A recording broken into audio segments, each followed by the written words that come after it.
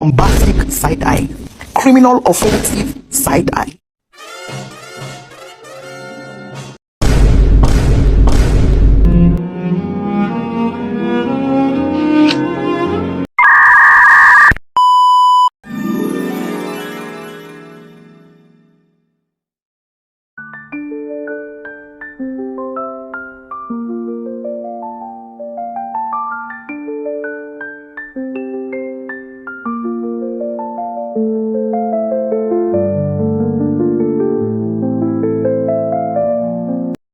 Kota tanpa buku.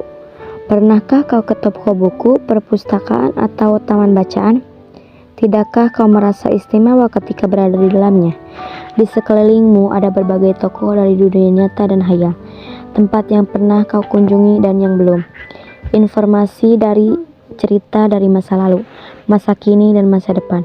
Semua berpadu, semua berada dalam genggamanmu. Saat berada di antara buku, tidakkah kau merasa menjadi raja dan ratu?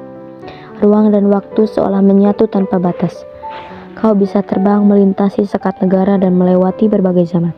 Kau bisa menyelam dalam samudera, melayang di angkasa, bercanda dengan aneka satwa, dan berkelana di tengah padatnya kota, juga di rimba raya.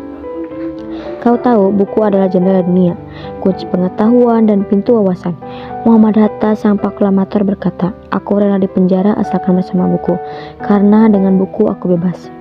Melalui buku, manusia terbebas dari ketidaktahuan. Tempat-tempat yang dipenuhi buku adalah harapan berkembangnya pengetahuan dan wawasan. Apa jadinya jika kota tanpa buku? Pantaskah dia disebut kota?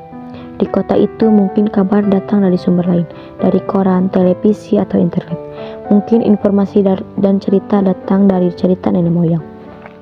Bagai dongeng-dongeng sebelum tidur, irama warganya pun tiada beda. Bangun pagi bertebaran di muka bumi untuk berbagai keperluan, untuk kembali pulang siang atau sore harinya.